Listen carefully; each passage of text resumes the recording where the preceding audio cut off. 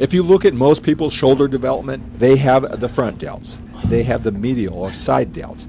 What most people miss are the rear delts. That should be rounded. If you looked at the shoulders from the side, the delts should be rounded on the back just like it is the front. Most people miss those rear delts even when they do exercises for rear delts. With that being said, this exercise, seated bent over rear lateral dumbbell raises, is a very important exercise. And it's a very challenging exercise to hit that rear delt. So when you set up, you want to make sure the dumbbells are underneath your legs. You're sitting down doing this. The key is that when you raise up with your arms, that number one, they're in this banana shape. They're not straight, and they're not at a 90-degree angle at the elbow. You keep them in like a banana position. And when you raise your arms up, what the body will naturally want to do is have those arms go back. Even though you're leaning over, even though you're seated.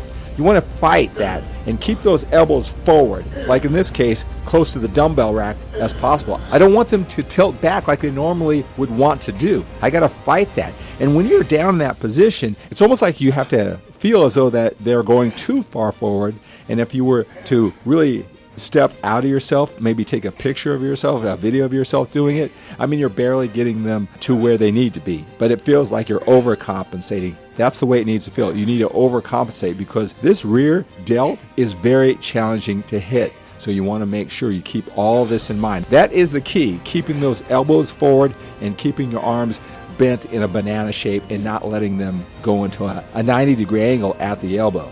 It's okay to bring your body up. At the bottom, you don't have to stay down there and just lift the arms up. You could use a little momentum to get it up and to make sure that you hit the rear delt. Just like with all the exercises, you want to explode up in that one count. Again, you can bring your body up as you explode up just a little, and you want to control the weight on the way down. Now with this exercise, it's going to be a lot more challenging to control the weight in that 1-2 count as it's on its way down. Very challenging exercise. You want to make sure you concentrate and really feel it in that rear delt.